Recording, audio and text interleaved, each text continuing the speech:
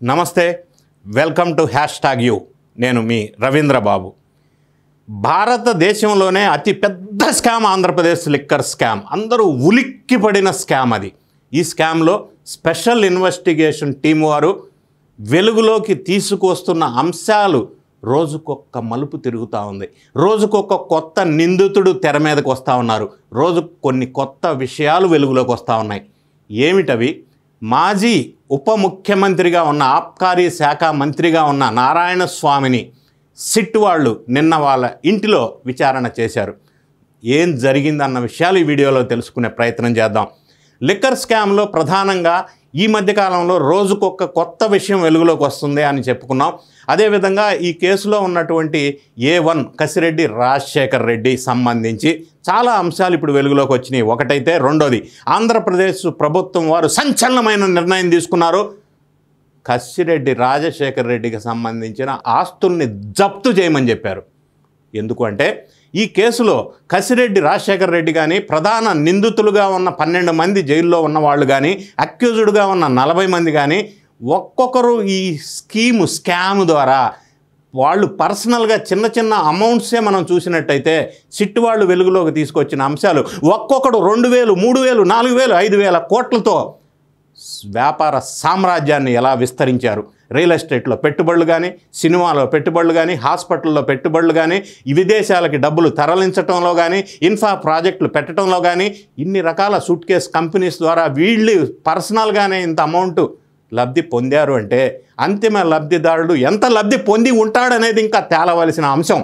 3,500 కోట్ల, 1,00,000 కోట్ల, 2,00,000 కోట్ల స్కామ్ అనేది పక్కన పెట్టినట్టయితే, ఇప్పుడు అప్పట్లో ఉప ముఖ్యమంత్రిగా ఉన్నటువంటి నారాయణ స్వామిని నిన్న పుత్తూరులో వాళ్ళ ఇంట్లో విచారణ చేశారు. ఆయన యాక్చువల్గా లాస్ట్ మంత్ 21న విచారణకు రమ్మని నోటీస్ ఇచ్చారు. అనారోగ్య కారణాల వల్ల ఆయన విచారణకు అటెండ్ అవ్వలేదు. స్పెషల్ ఇన్వెస్టిగేషన్ టీము 8 మంది బృందం పుత్తూరు వాళ్ళ ఇంటికి వెళ్ళి వాళ్ళ ఇంటిలోనే విచారణ చేసి రికార్డ్ చేశారు.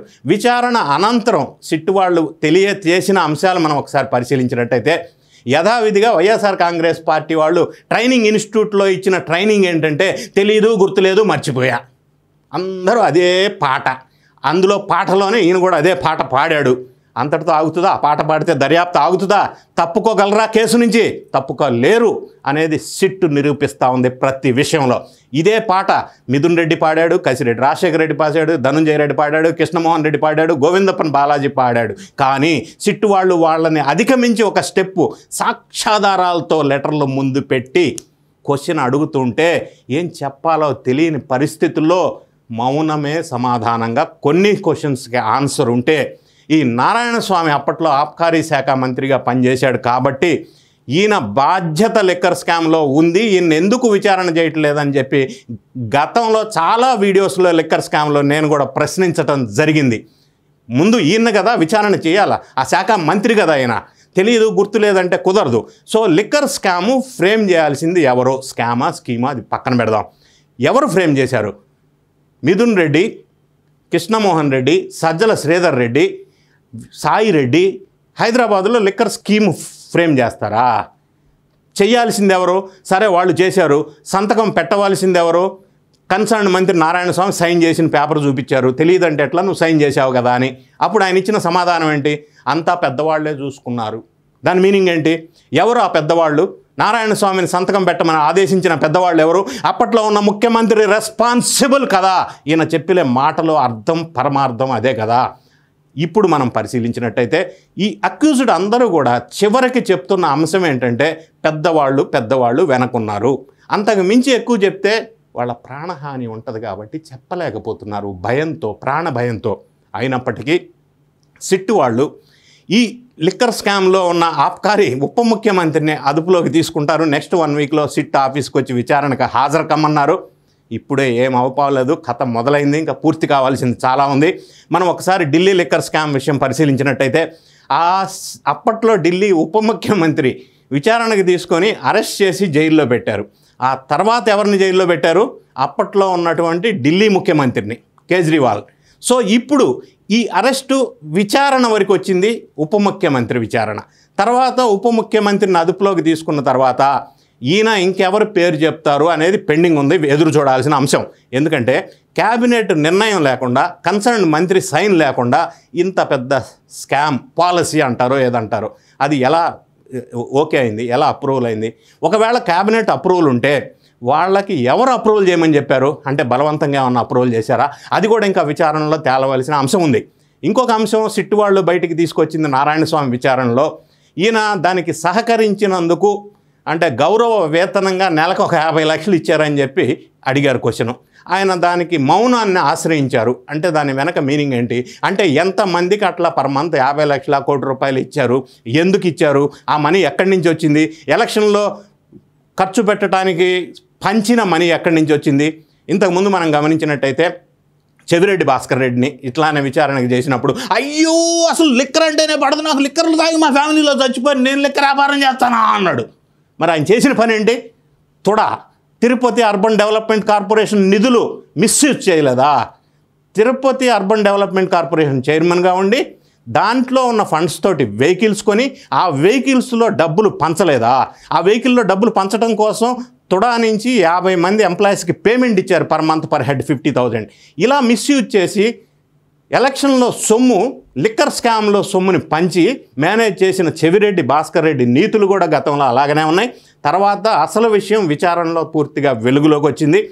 సో చాలామంది అక్యూజ్డ్ ఈ కేసులో ఉన్నవాళ్ళు ఈ పాట పాడినా చివరికి సిట్టు వాళ్ళు నిజాల్ని వెలికి తీయటంలో చాలా వరకు సక్సెస్ అయ్యారు అని మనం ఖచ్చితంగా చెప్పవచ్చు. ఒక స్టెప్ అయితే కసిరెడ్డి రాజశేఖర్ రెడ్డికి సంబంధించిన ఆస్తులు సీజ్ చేయటం, ఆ వర్ధమాన్ ఇంజనీరింగ్ కాలేజీకి ఎదురున్న గెస్ట్ హౌస్లో 11 కోట్లు దొరకటం, మొత్తం మీద సిట్టి వాళ్ళు 62 కోట్లు సీజ్ చేయటం, 11 కోట్లు సీజ్ చేయటం, కసిరెడ్డి రాజశేఖర రెడ్డి ఆస్తుల్ని జప్తు చేసేటట్టు ఆంధ్రప్రదేశ్ ప్రభుత్వం వారు నిర్ణయం తీసుకోవటం, ఇవన్నీ అంశాలు మనం ఒక్కసారి పరిశీలించినట్టయితే నేనేమంటానంటే ఈ ఆస్తులు, ఈ అక్యూజ్డ్ అందరూ ఎవరెవరు ఎంత సంపాదించారు అవి మొత్తం కూడా వాళ్ళ ఆస్తులు జప్తు చేసి రెవెన్యూ రికవరీ యాక్ట్ కింద వెనక్కి తీసుకొచ్చి ప్రభుత్వానికి జమ చేయాలి పబ్లిక్ మనీ. అదొక పార్ట్ అయితే ఈ పిచ్చి లెక్కర్ దాగి 1,32,467 మంది అస్వస్థతకు గురయ్యారే రకరకాల జబ్బులతో. ఆ ఫ్యామిలీల సంగతి ఏంటి, దాన్ని ఇప్పుడు ఎవరు తీరుస్తారు అన్న ఒక విషయం ప్రభుత్వం వారు ఆలోచించాలా. అదే పిచ్చి లెక్కర్ తాగి 32,000 మంది ప్రాణాలను కోల్పోయారు, ఆడవాళ్ళు కానీ మగవాళ్ళు కానీ. మరి వాళ్ళ బాధను ఎవరు తీరుస్తారు? ఈ సొమ్ము, స్కామ్లో సంపాదించిన సొమ్ము విదేశాలకి తరలివెళ్ళటం కానీ, రకరకాల బిజినెస్లు కానీ, గోల్డ్ కానీ, ఇదంతా బయటికి తీసి ఆస్తులన్నీ జప్తు చేసి లిక్కర్ స్కామ్లో అంతిమ లబ్ధిదారుడు ఎవరు అనేది తేలిస్తేనే ఈ కేసు లూప్ క్లోజ్ అవుతుంది. అది తేల్చే దిశగా సిట్టు వాళ్ళు ముందుకి వెళ్తున్నట్టుగా మనకి ఇప్పటివరకు పరిస్థితులు తెలుస్తూ ఉంది. అయినప్పటికీ కూటమి శ్రేణుల్లోనూ, ఆంధ్రప్రదేశ్ ఓటర్లలోనూ, ప్రజల్లోనూ కేసు లేట్ అవుతుంది.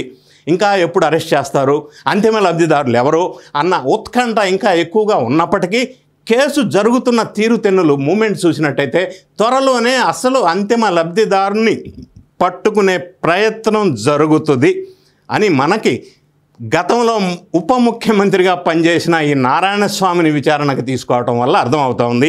దీని తర్వాత నెక్స్ట్ ఈయన విచారణలో మరి సకల శాఖ మంత్రి పేరు చెప్తారా, క్యాబినెట్ పేరు చెప్తారా, బిగ్ బాస్ పేరు చెప్తారా అనేది వెలుగులోకి వస్తే ఈ స్కామ్లో అంతిమ లబ్ధిదారుని వెలుగు తీసిన తర్వాత మనకు పూర్తి విషయాలు అర్థమయ్యే అవకాశాలు స్పష్టంగా కనిపిస్తున్నాయి. ఇక కేసు విచారణ లేట్ అవుతుంది అనటంలో ఒక లాజిక్ మనం గమనించినట్టయితే ఢిల్లీ లిక్కర్ స్కాము చిన్న స్కామ్, నీటి బొట్టంతా 100 కోట్లు. కానీ అది విచారణ స్టార్ట్ చేసింది 2022లో. విచారణ కంప్లీట్ అయ్యి ముఖ్యమంత్రి జైలుకి వెళ్ళింది 2024లో. కాబట్టి ఈ కేసు స్టార్ట్ అయింది కూడా 2024 సెప్టెంబర్లో. కొద్దిగా టైం పట్టినప్పటికీ అసలు అంతిమ దారుని తీర్చి వాళ్ళందరూ ఆస్తులు జప్తు చేసి రికవరీ చేయాలా, ఆ పరిస్థితి వస్తుందని మనం ఈ కేసు వేగవంతాన్ని చూసి అర్థం చేసుకోవచ్చు. అలా జరుగుతుందని ఆశిద్దాం. మీ అభిప్రాయాన్ని కామెంట్ రూపంలో తెలియజేయండి. Thank you so much for watching.